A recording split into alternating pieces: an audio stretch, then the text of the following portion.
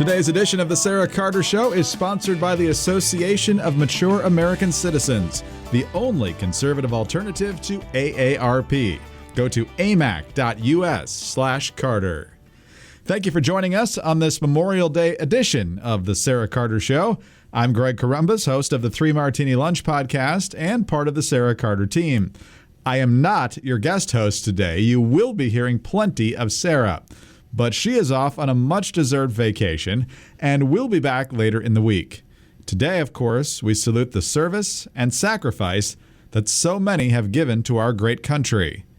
And on this Memorial Day, we pay special tribute to those who gave their lives for our nation and to their families who carry on every day with an immense burden in their hearts. In this edition, we are going to bring you parts of 2 important conversations that Sarah has had in recent months that highlight service and sacrifice. We'll be sharing Sarah's interview with her husband, Marty, who served this country on many tours of duty overseas as a member of Delta Force, and he was seriously injured and blinded in Afghanistan more than a decade ago. And later on in this edition, we'll hear Sarah's visit with CIA legend Ric Prado, who is author of the recent book Black Ops, The Secret Life of a CIA Shadow Warrior. In just a moment, Sarah's conversation with her husband, Marty. But first, a special message. Folks, imagine a scenario in 2024 where Vice President Kamala Harris is being urged to determine which electoral votes to count and why. Because the Electoral Count Act isn't specific enough. The Presidential Election Project wants to see this change. This is so important. I want you to visit www.presidentialelectionproject.com to learn why reform of the Electoral Count Act is so important. The Presidential Election Project believes Congress should clearly define the role of the vice president in counting electoral votes and make clear that the position is ceremonial and is not tasked with determining the outcome of any election. It also wants to raise the threshold required to object to counting states' electoral votes. The bottom line is that it believes states could do their jobs of timely deciding election results, and Congress should respect each state's lawful results. This is a big call to action, folks. I want you to go to www.presidentialelectionproject.com now. Go there now and learn more. Take the first steps in ensuring Kamala Harris can't unilaterally decide the 2024 presidential election. That's www.presidentialelectionproject.com. And now, as promised, Sarah speaking last November on Veterans Day with her husband, Marty. And without any further delay, my wonderful husband, the love of my life, the guy who swept me off my feet when we were in Afghanistan together, is on the other line. How are you, babe? Hey, baby. I'm doing great. How about you? Do you miss me already? Because it's like, I've been going every single week to either the border or to Virginia. It's gotta be tough on you. I know he doesn't always tell me, guys. He doesn't always tell me, but I know it's gotta be tough on you. You know, after 30 years of traveling the world like I did, and you putting up with it for years, I can't complain when you're gone a couple of days here and a couple of days there. And so it'd be pretty hypocritical of me to complain about that after what you put up with from me. So, baby, while I always miss you, I respect the fact that you have a job to do. I mean, we both do, and I am blessed. I feel very lucky. And you're right. I mean, we had to learn that we weren't always going to be together 24/7. And when Marty was overseas, fighting in a war that, I mean, thank God for the men and women that were fighting alongside him. But they were fighting for a reason. And it was tough. I mean, gosh, remember I would call you and sometimes I wouldn't reach you. I remember, being on the phone trying to just wondering, is he on a mission or is he back at the base? And, wondering if you were okay and always being so relieved when you called me. I was always wondering what was going through his head. Did you ever think about that? I never even asked you this, Did I ever ask you, but when you were out there in the field, were you thinking, man, I wish I could just call Sarah? Or were you just not even thinking about me? Were you just like, oh, I got to get that terrorist? No. that was never the case. I wasn't thinking about you. I was always thinking about you, baby. And that's a great thing is the most vivid memory I have, and I tell you this all the time or every once in a while, but that the night before I went out on that last mission and lost my eyesight, but I remember looking at you on the computer and we were able to Skype that night. And I remember thinking, right. Oh my gosh, she has the biggest eyes I've ever seen. They're gorgeous. And I always have that memory that, I carry with me. So I think about it all the time, I guess, because it's like the last thing that I really remember seeing. But yeah, I think about you all the time. But, something I wanted to say, because it's Veterans Day, I've been watching TV or listening to it on my phone all day. And, there's been a lot of salutes to veterans, but I haven't heard one salute to veterans' wives and the families that put up with those veterans being gone and serving their country. And the family should get the same shout out.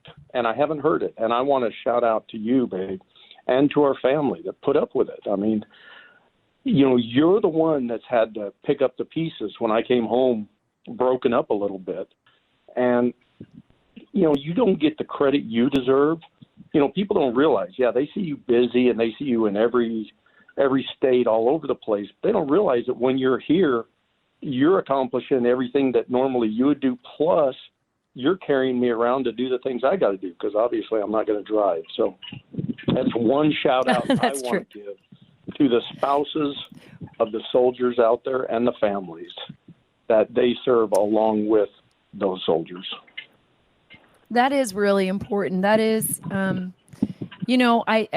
we talk about that all the time. This is something my husband and I, Marty and I talk about a lot, that especially for the wives and for the children, they go through a lot. They have to hold down the fort and they have to make sure, and the husbands whose wives serve overseas, they have to make sure that the machine keeps moving, that the family keeps going, and it's not easy.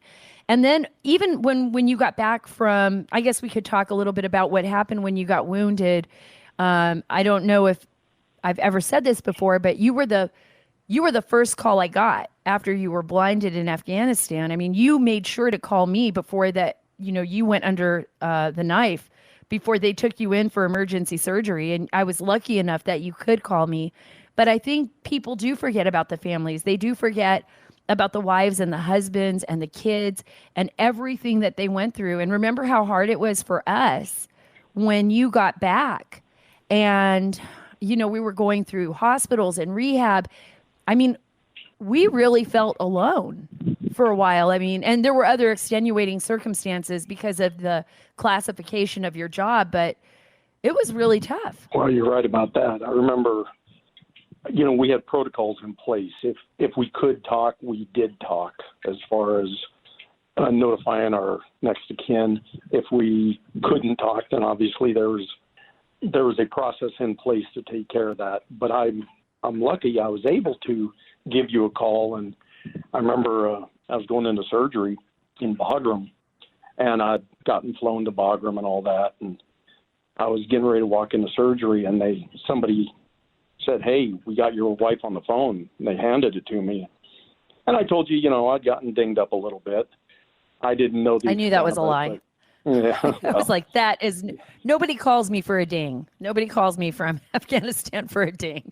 And I was getting ready to go. I was literally like 3 days away from being on a plane heading to Jalalabad, to JBAD, to meet you. And a lot of people probably know JBAD because it was Zero Dark 30. It's what they made the movie about. It's where the mission took place to get bin Laden.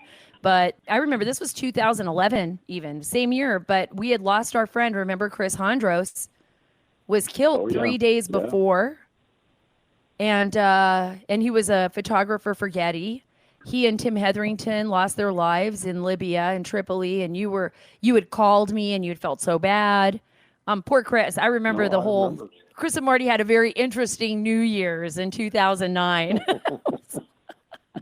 That's all I have to say. But Chris was so great, and it was so tragic when we lost him. It was so horrible for everyone. And, I remember I hadn't talked to him in a while at that point, but he was engaged to be married. And I mean, we all dealt with this and we've lost friends. I mean, we've been through a lot. I know you've been through a lot, babe. And sometimes I feel like, I mean, there's so much that you can do to help other people, but you lost your best friend. We lost Brian, and that was tough too. Oh yeah, no, for sure. We've lost a lot of friends. And, when you lose somebody close, it really hits close to home. But, over the years, all of us have lost so much, and everybody's got a story to tell about, what came out of 9/11.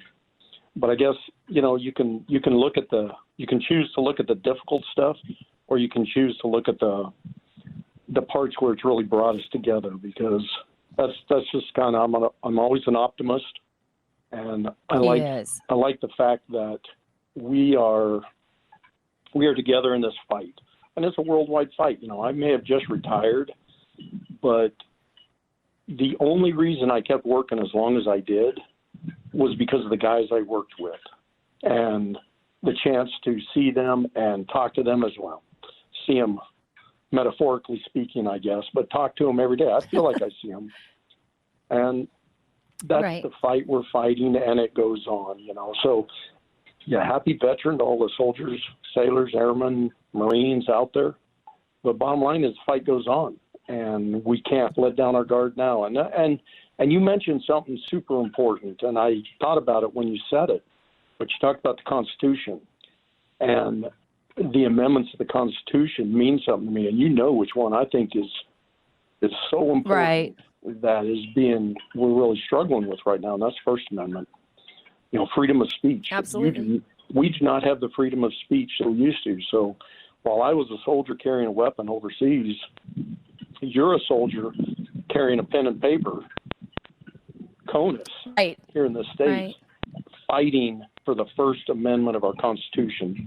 They didn't make it the First Amendment because it was the third most important. It is the most important. Some people, they'll say, Second Amendment, but the First Amendment, freedom of speech. If you can't talk to your friends, neighbors, and make an influence on people, where are we at? Yeah, then where are we at? I mean, that's what was really so frustrating for both of us. I think, especially when we saw what happened with the withdrawal from Afghanistan, after so many people have given so much of their lives. And, my father, your father, but my father served. He was a Marine. He fought in World War II and in Korea. And my brother was in the Army. I mean, we come from a long line of military families, and it's so hard. And we even have children right now, son-in-laws and, all of that who are serving. And it's really tough when you look and you see that there's this kind of lack of respect for our law enforcement and our military, particularly now under this new administration. I think it's just really hard on everyone, and it really affects the families. Well, you're right about that. I'll tell you, it drives me crazy. I was speaking to your old interpreter up there in the refugee camp in New Jersey this morning, and he was telling me what he's going through, and he is so proud to be here in America. And this is our Afghan interpreter, just so everybody knows, that worked with me, an Afghanistan interpreter who is here that my husband and I helped bring to the United States with the help of a congressman and a bunch of others. But, he is here. He is in New Jersey, just so you guys know who we're talking about. Absolutely. And he said, he is mad because there are some people there that he feels do not deserve to be there.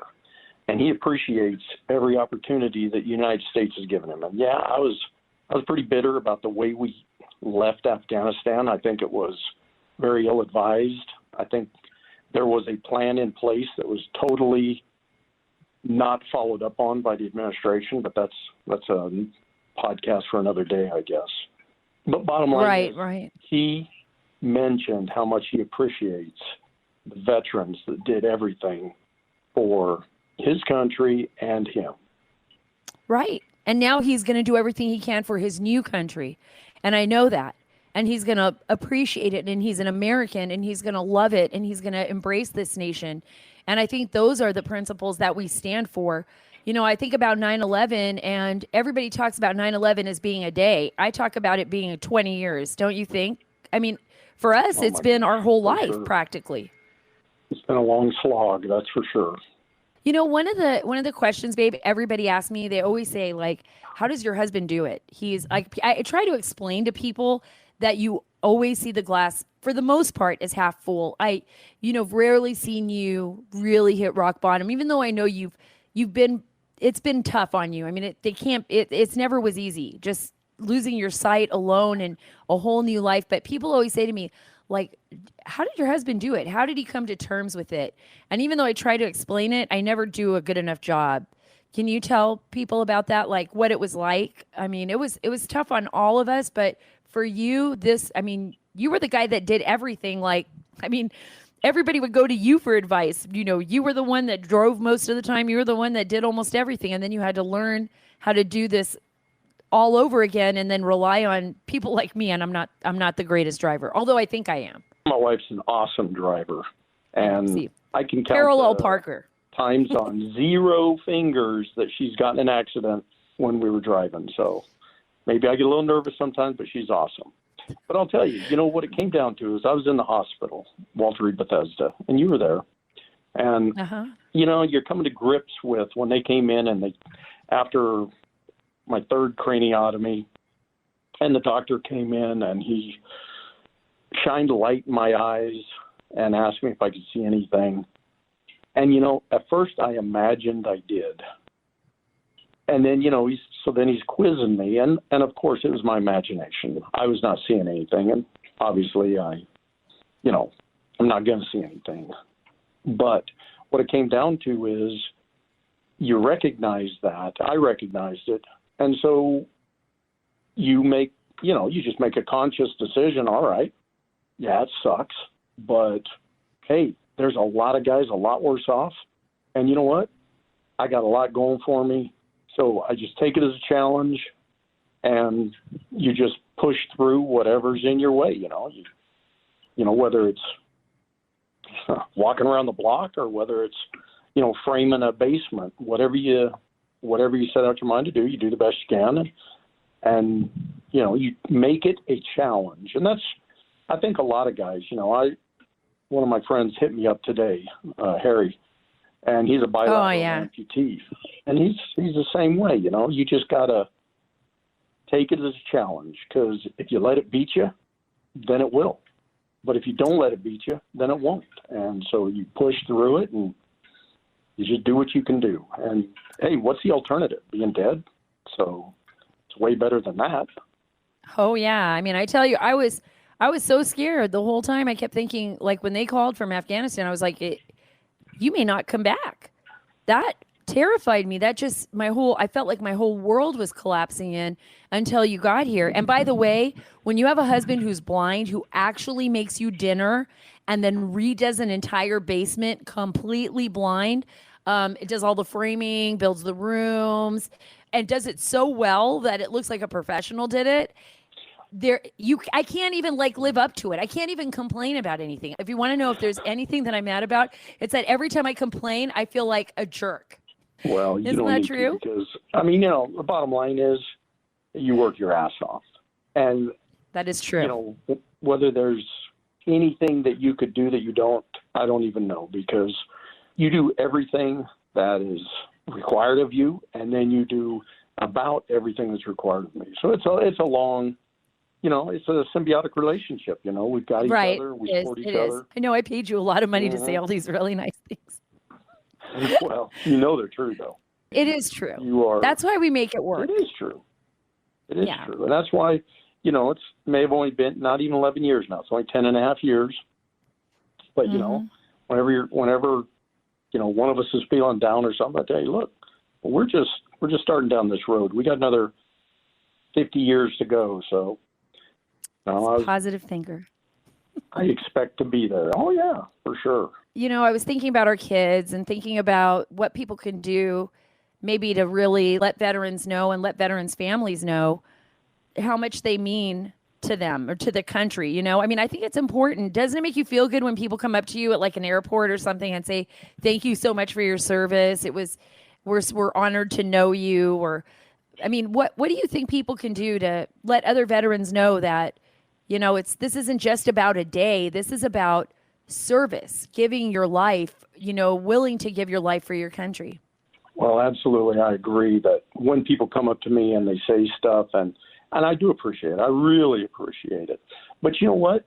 I appreciate the fact that everybody does something. I was in Israel years ago, several times, and they have a mandatory, except for some religious exemptions, they have a mandatory 2 years service. And, people, we talk about that, or other people talk, we should have that here in the States. Well, I don't agree with that. I think if you gravitate towards the military like a lot in our family did, it's for a reason. That's the type of person you are, and you want to go serve that way. But a lot of people serve in a lot of ways. On 9/11, thousands of people died, and only I can't remember, about 250 of them were military.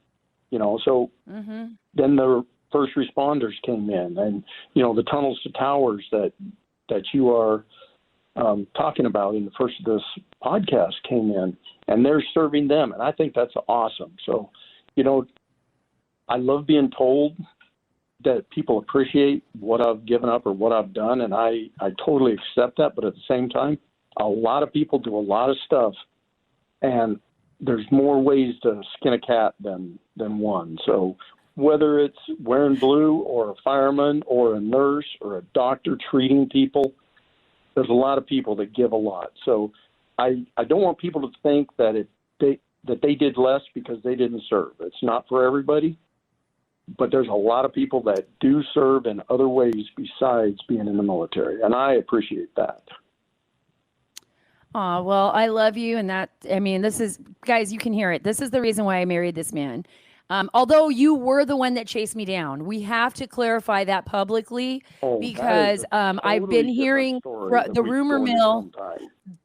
The rumor mill, let me talk. The rumor mill through the special forces, community is that I chased Marty down and around all over Afghanistan. That is not true. That is a story that Marty started. That Marty started with his friends. So clarify now the truth. That's the way I remember it. Oh my gosh, he is going to stick with that story. Helmand Province, Bob Ramrod. I woke up first thing in the morning and Ari was over there. Hey, Marty, there's a lady out here who wants to talk to you, Sarah. Oh my gosh. He is going to publicly make this false story stick. Oh, you know what? You were starting to sound a lot like James Clapper and CNN and MSNBC right now. I'm just like, not true. Not true, but that's okay. We'll save that story for another day, and then I'm going to walk people through it so that they will know what really happened there. I love you. I'll be home soon from the border. Any final words that you might want to say out there? I know I want to say how much we love all our kids and how they are just like a huge part of our lives. And we got 6 kids. Our 2 daughters, both married soldiers. That's a high bar for Annalise, but as long as she marries somebody that's awesome, then that's all I ask. Yeah, that's right. That's right. I feel very blessed, and I hope that everyone else out there that's listening to this, I hope that you're as blessed as we are. I mean, it's not always easy, but we find a way to do it together, and that's kind of what I was talking about on a podcast that I'd done earlier, and just about how we can all rely on each other to make ourselves stronger, and we don't do it alone, right? Okay, well, I love you, babe. I love you. I'm going to let you go back. I know Annalise is getting home from school, and I just kind of wanted to have a moment so we could share Veterans Day together, even though we're far apart. Just give her a big hug and a kiss. Do you see why, guys? You see? I love you too. My Pillow is awesome.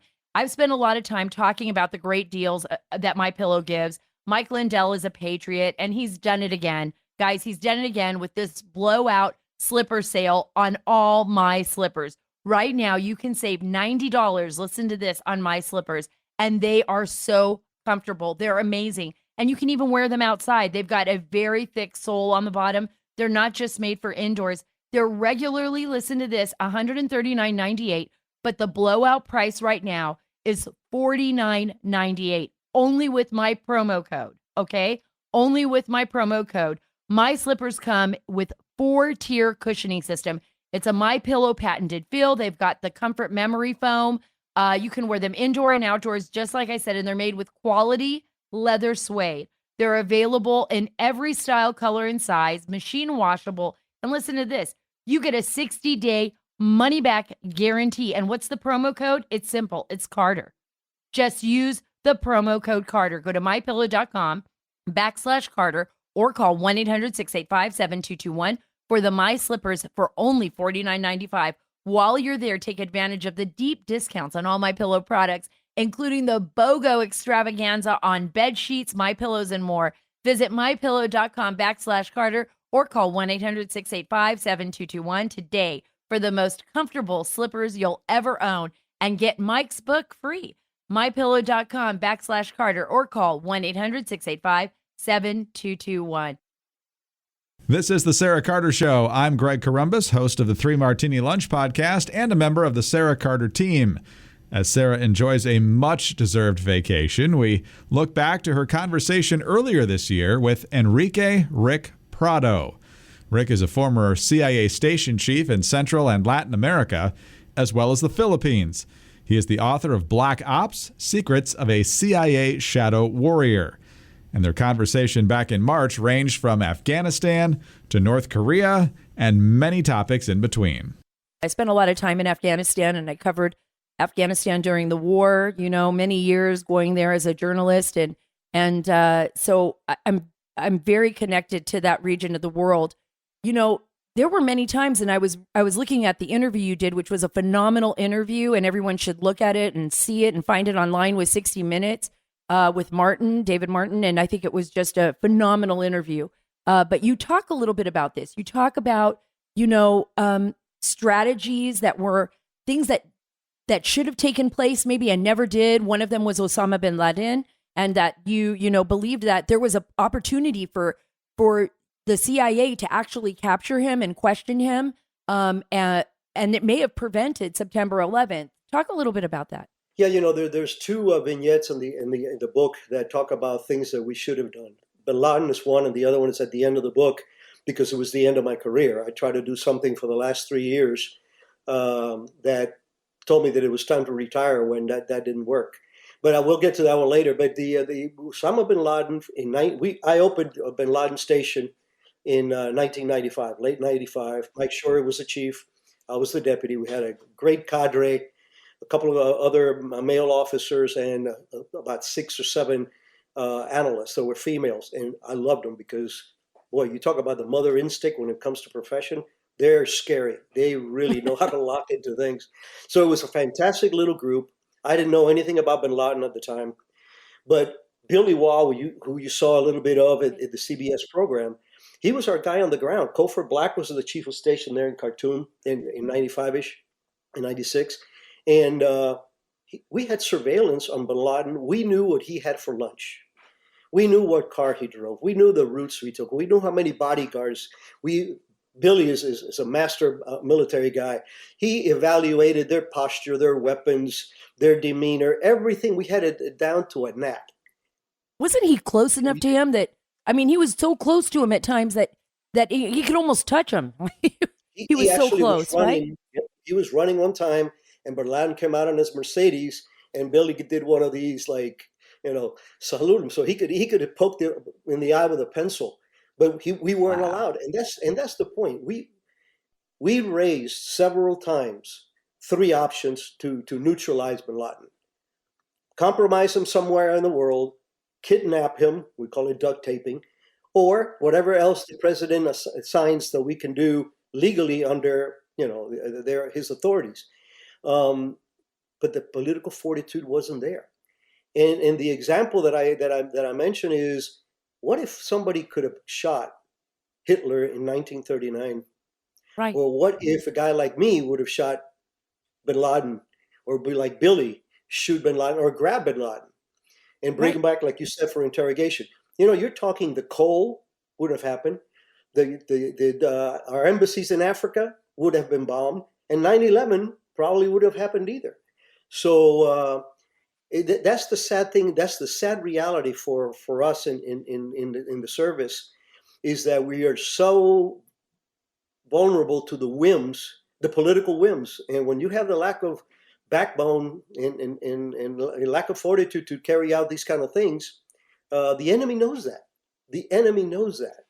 I think the enemy is seeing that now. And I think you brought up such an important point, because I think for a lot of people, you're absolutely right. You're on the ground. You understand being on the ground, just like any soldier or intelligence officer knows what the assessment is. Not the guys in Washington in the suits sitting comfortably behind their desks. And the thing is that they all thought that they were comfortably behind their desks until Osama bin Laden planned September 11th and flew those planes into the World Trade Center, into the Pentagon, and the other plane that crashed on site because of heroes on that plane that didn't allow it to go into the State Department or the White House. I mean, this is what I'm talking about. Are we always on the defensive instead of on the offensive? Like, we can see what people are doing. Why don't we get on the offensive? Why is the CIA, the DNI, or the administrations that, it's not all, but the good majority of them, so afraid of being on the offensive? What's the problem there? I like I said, politics is a very, very tough profession, and I could never be a politician, because it's a matter of cutting deals with people forever and ever. It amazes me that we are ashamed to be the cowboy with a white hat. It pains me that we are embarrassed because we are the most powerful nation in the world. And it pains me that we are embarrassed that we are the number one fighting in the world. And all our allies are behind us and next to us, but not one of them can take point the way that we have taken point since World War I. So it is, to me, it's amazing when I love history, and it puzzles me when we take affirmative action against a known threat, we see the positive results. World War I, World War II, you name it. Mm-hmm. The Contras in Nicaragua, another success story, because we got involved. And yet we make the mistakes that, if you go back and see over and over again, is failures to derail. One of the mottos of the Counterterrorism Center is to disrupt. There's a lot of ways of disrupting these kind of people.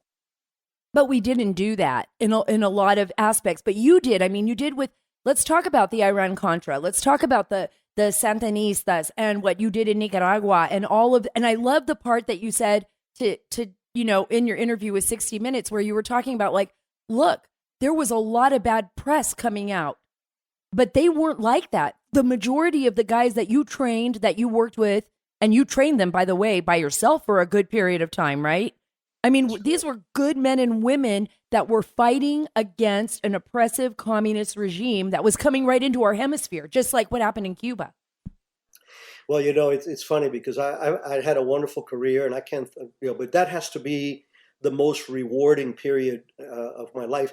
Also because we were successful. We did some great successful operations, like blowing up Puerto Cabezas, and which I was a part of, and of course the fact that we were able to force the Sandinistas into an election that they lost.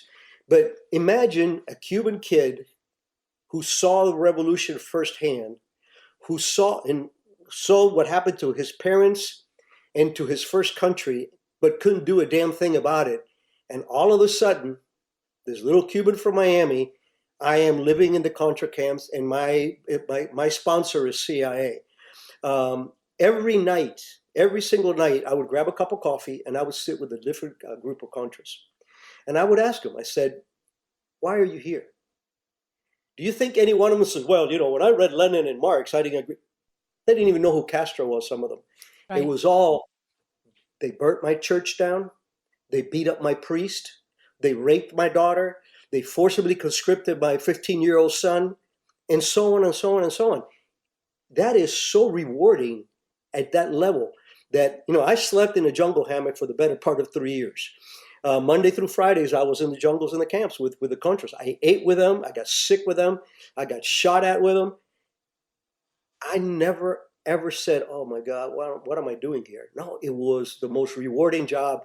You know, in our business, gratification usually comes down the road after a long period, and this one, the fact that we were able to bring it to culminate was a big feather. And the Puerto Cabezas job that we did with my divers, it was so beautiful. Yeah, explain that too, because I want our listeners to know. I mean, this is such an incredible operation that you were able to make this happen, that you trained people to literally be like the SEALs to make this happen. It was, I mean, regular guys, right? Well, they were divers themselves. They were lobster divers. And Yeah, they but used, so they used tanks for a little different than a soldier, though, right? Right, exactly. But now they had been Contras. They had been fighting. They were Mosquito Indians, which are the guys from the East Coast, and I had met them during some of the combat training that I was giving them for the first 14 months of the time I was there. I was the only guy allowed in the camp, so everything had to come through me. And I picked these guys when my headquarters came in and said, "We need to do something more than raids and ambushes. We need a good left hook, kind of something to get their attention, show them to be vulnerable." So I came up with this harebrained idea. I says, "Well, I got these guys that know how to dive. I'm a military scuba guy. I'll train them up. We'll blow up Puerto Cabezas." Puerto Cabezas, the importance of Puerto Cabezas is that was the belly button for supply and resupply from Cuba. That's where the oil and the weapons and the ammunition, everything the Russians were funneling through Cuba was coming through Puerto Cabezas, and some of it going to El Salvador to incite further revolutions there. So I spoke to my boss. He liked the idea. He sent it up to headquarters. And there's a great photograph in the book with me with my divers and this 80-pound of C4 kind of bomb. And the Reader's Digest version of it is, I trained them for about a month first, after they passed the physical test and all that other stuff. And compass swims, being able to get the exact point by swimming underwater with a compass, the covert aspect, and of course, propping this thing up properly and arming it properly. So we came out of Puerto Lempira in a small panga boat to meet a PT boat that was just on the other side of the lagoon. And the mission did not start really well because right when we hit the edge, caught a surge, and the engine, the little engine of the boat fell off the transom. And I reached over. I was a little beefier back then. I reached over and I one-handed the thing into the boat, but then I fell over and there was a piece of metal in the boat, and I still have the scar. I don't know if you can see it. I love it. It's a badge of honor. I taped it up, and that was the only thing that went wrong in the mission. We got on the PT boat. It was timed perfectly. It was a moonless night. We got within 3 miles at the most of Puerto Cabezas. Jumped in the water with my guys. They headed us the bomb, send my guys down to put this thing in. They came back. We went back. And by the time we were in back out of Nicaraguan waters, kaboom! We did it at night because we didn't want to hurt anybody. We wanted to have no collateral damage. And I will tell you, it is tattooed in my brain. 2 or 3 days later, when they showed me for the first time ever for me, satellite overhead of the bridge, I was doing the happy dance because it was so obvious and so rewarding that I said, there's one less tentacle in that octopus that I got to worry about. That's right. That is how you described it. You described it as an octopus with lots of tentacles, and I still see it today. I want to ask you this. I want to get your opinion on this because my focus in Central America, even in Mexico, I look at what's happening. I see Russians moving around there. I see the Chinese Communist Party moving around, setting up shop. I see Iran inside Mexico, inside Central America. I mean, our enemies are like right around our doorstep, right? And what's going on? And we're opening the border. We're letting people just come on in. I just got a message from an ICE supervisor that said, "Hey, guess what? We're not even IDing people anymore. We're just letting them in." So I just want you to know that we're not even caring anymore. Yeah. Well, that is a big pet peeve of mine. You figure in Venezuela, which is a country that was a democracy, that had some of the best oil in this hemisphere. Right. And the price of toilet paper is more than their currency is worth. You know what you can do with that money, right? And we allow it. The Russians are theirs, and the Iranians are there in force. They own banks, they clean money, they paper individuals, they smuggle them into the United States. We took our eyes off of Latin America, which is our backyard, by the way. And in the same way that the Russians are concerned about the Ukraine, we should be a little bit more concerned about our backyard, because it is our backyard, and we represent democracy, not oppression and not takeovers. But there was a couple of things going on too. Terrorism was like a flashbang grenade that gets your attention. Right. We were not prepared really or trained for the counterterrorism mission. I mean, as a matter of fact, my agency, with the exception of guys like your husband and myself who grew up in Ground Branch, SID Ground Branch, the agency was primarily gun phobic. But terrorism all of a sudden forced us to start focusing on something. And I've heard people say, well, we took our eye off the ball when it came to Russia and China. And I said, well, I'm not saying that we could not, everybody with 20/20 hindsight could have a good idea. And I'm maybe there is a better balance, but here's my analogy. Terrorism is like getting shot. Communism is like contracting cancer. One, you better stop the bleeding now or you're done. So when you have a mission to interrupt something that you know is going on, you can't be waiting days or weeks or whatever. Where with Russia or with communism writ large, it's a process and a progress that we should continue to see how we can fight back and everything else, but it's a longer track. Now, imagine, this, governments have finite resources, both financial and talent-wise. So if you have somebody trying to blow your White House up, where's your immediate focus is going to be? It's going to be at the White House. Who's going to be who's trying to blow it up? Yeah, it's triage and for our resources. And yeah, communism was taking a second seat, but it was never off our operational directive. Never. And that's, I agree with you on that, but I feel as though we have kind of dropped the ball in a couple of areas, right? And it's something that you said was the second reason why you decided to retire, a poignant moment in your life, right? We took the ball off being on the offensive, right? Instead of being on the defensive. We're like, for example, right now, what's anyone going to say if a sleeper cell entered through the southern border with, are they going to say, well, we had no idea a sleeper cell could enter through the southern border? I'm going to say, no, you're a liar, because I can show you all the reports and I can show you me without any knowledge of classified information.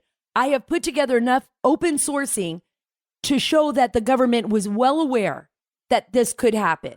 So we kind of take our eye off the ball, and then we're like, oh, we got to get a lawyer or a JAG officer to figure out if we're allowed to target this house because maybe there might be some civilians, and we don't let somebody go in and just take the guy out. We don't need to use a big drone, right? We could just send in somebody like you. We could send in somebody who's a fighter like my husband, a group, Delta Force, Navy SEALs like they did with bin Laden. Why didn't we do that anymore? Why are we just droning in the sky? Do they think that's better? Is it like... Well, and I mentioned this to David. I don't recall if it made it into the actual interview because I'm on overload as it is. But one of the things that I mentioned was that, I mean, we could have done so much more, and we weren't allowed to.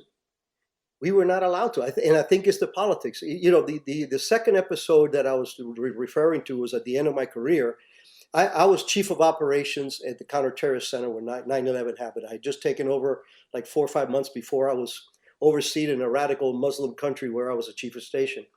And 9/11 happened, and everybody's hair is on fire.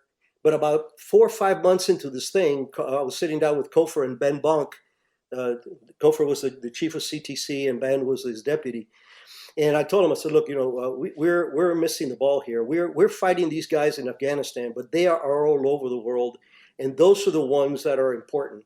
One thing that I learned in my Latin American counterterrorism tour, which I can't mention the country, but you can read it, is that you don't go after the shooters. They're a dime a dozen, and they're dumber than crap.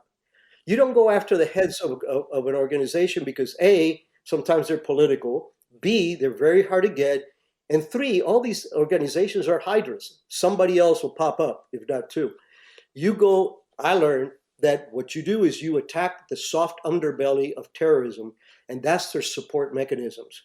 They're lawyers, they're doctors, they're facilitators, the guys who move the money, the couriers. So my plan was not a kill them all and let God sort them out. On the contrary, I'm not that kind of person. Some people think I am. Am I capable? Who knows? I think I read somewhere like somebody said, well, you say that, but some people will think like, oh man, where'd this guy come from? And it's like, well, that's what we do in war, right? Exactly. And that's the irony of it. Well, this particular of the plan was simple. Give me 30 names of bad guys worldwide, some narco-terrorists, terrorists, whatever you want. And we put them on the books. We send our guys and gals out to do surveillance on them, just like Billy did in Khartoum against bin Laden. We establish the patterns of life. We know what cars they drive, what boyfriends they have, whatever the heck it is. And then we devise 3 operational plans for that individual. 1, compromise them through planning stuff in their car and calling the cops, something that's simple. Rendition operation. And if legalized by the president's signature, take direct action. Well, that wasn't like let the bodies hit the floor. On the contrary, the idea was to have these names on the wall. And then when you had chatter, like what we had before 9/11, imagine what would have happened if I would have had that team in August that I could have said, take 3 of these guys down. All of a sudden, 3 major figures in 3 different parts of the world get neutralized one way or the other. The first thing that they're going to do is hit the brakes. We've been penetrated. And we would have at least bought us some time. That's what that program was all about. It was strictly a surveillance and an intel collection effort in planning towards the possibility that we may need to disrupt that organization before they really hurt us again like they did at 9/11. And when but they didn't want to do it. Well, I actually briefed the Vice President of the United States, Dick Cheney. It's in the book. I briefed him on this program, and I briefed him on one particular guy, and he was elated. This is exactly what we're supposed to be doing. Congratulations, thank you. Tell your team good. He was elated. Condoleezza Rice was there. Still, we came up with the plans. First of all, we were successful in everything they allowed us to do, in the intel side. Right. But when it came out to actually activate, it's in the book, the story where I'm the 7th floor briefing our DDO and our DCI, and I'm there with a very, very senior agency division chief. I gave him my plan, and the DDO says, well, Mr. Director, as you could see, there's no doubt in our minds that Prado and his team can not only do this, but get away from it, get away with it. And I went, yes, inside. Like, yeah, this is going to be a go. And then he said, but we need to weigh the political ramifications of this action. The division chief, an SIS-5, got up, closed his notebook. The next day he retired. That was, and I'm not saying that we deserved the green light, but we deserved to be represented to the higher management because it was the Vice President of the United States that told us to go ahead and put these things together, flesh them out, and then come back and get permission. Leadership decided not to ever take it back up, probably in fear of him saying, hell yeah, I want it done. It is politics and it's the bureaucracy. And sometimes it breaks my heart for the guys because like I know, and I think so many of your friends know, we've lost people we loved. People have given everything for their country. They put their life on the line, and it's the boots on the ground. It's those people that actually, like you and my husband and other people who have worked operations overseas, that tangibly can bring back to the bureaucracy, right? To those that never go out in the field, like the facts, right? These are the facts. This is what we've got. And this is what we can do to make a difference. Do you think right now, this is one of my fears right here, and you're the perfect person to answer this. When you see communist China, President Xi, you see Vladimir Putin's operations, you see Iran, and Iran likes to use proxies. So do the Chinese. So does Russia. We have the Western Hemisphere just a complete mess right now, I believe, and even in our country, I mean, they're seeing weakness. Our enemies are seeing weakness. Couldn't one of these nations just try to use proxies to target us or target our assets overseas or target us here and, to make us weaker? But it really be them? It could really be Russia, could really be China, it could really be Iran, but then maneuvering these like terror groups or these cartel organizations to target us? Are you sure you were not a CIA undercover guy? I'm sure. I spent a lot of time traveling, but that's what I'm thinking. I'm thinking outside the box. If I'm going to do something, I'm going to look at where the weaknesses are and how I can do it. I'm not going to be, I'm going to be smart about it. So we have to be smarter than them, right? Well, back to the topic of what we were talking about of using surrogates as they do. There's several vignettes in the book of where we actually were able to find out. And one was against North Koreans. I took down a North Korean agent who was recruiting Latin Americans and sending them into the United States in order to be a sleeper cell, but also provide access to embargoed technology, which they're always very thirsty for. I compromised this guy personally. I said about as close as I am to my screen from the guy when I threatened him. And, he didn't take my pitch, but we destroyed him. We took him down. We were able to, he got PNG'd and he ended up in some gulag. But it was an eye-opening thing for me. Oh, yeah, I drank champagne that night when I found out. It was amazing to me that here you have North Koreans infiltrating people into the United States. So I did 4 years of my career in what it was fighting communism against North Korea. I did it out of Seoul, and I did it as I was the head of the Korea operations. That's where I got my senior grade, my flag rank was when I took over that in '98. And I learned that's got to be one tough assignment. That has to be like an extraordinarily tough assignment because North Korea is so closed off from the rest of the world. It's like, geez, And when you're not Korean, when you're like exactly. I'm the movies like James Bond that he lands in Korea for a diamond deal. That's all as BS. But it's here's the lesson that, and I actually spoke to this to some very senior military guys when the Korea thing was really heightened. I said, the military's got a handle on what's going on the peninsula. Every weakness, every strength, every frequency, all that stuff. I know, and you have your plans. However, what people are not focusing on is there are over 50 North Korean embassies in the world. Those North Korean embassies are 90% intel officers and one security officer that keeps an eye on them. And what they're there to do is first make money for the regime. How do you make money if you're an embassy? Drugs, smuggling, human trafficking, super notes, all that crap. Second is gaining, and I mentioned this, gaining technology that they could ship back. But the third is targeting their enemies. I hate to tell you, North Korea only has two enemies, South Korea and us.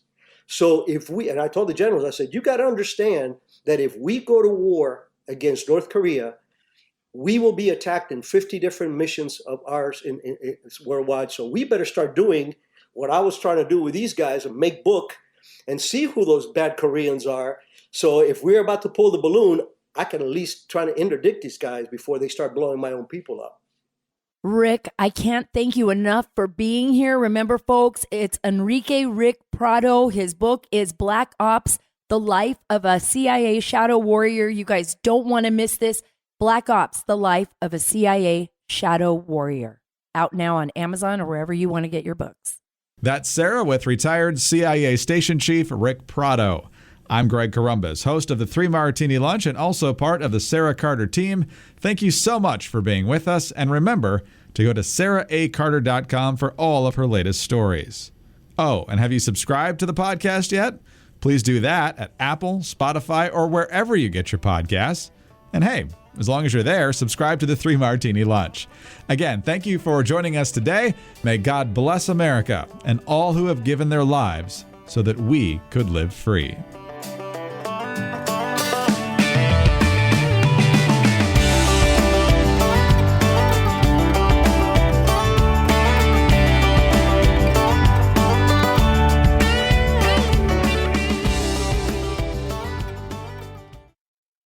Today, I'm joined by Rebecca Weber, the CEO of the Association for Mature American Citizens. It's also known as AMAC. Explain the differences. What makes AMAC superior to AARP beyond the fact that we don't agree with their leftist ideology? What makes us so unique is that we truly do take our marching orders from our membership.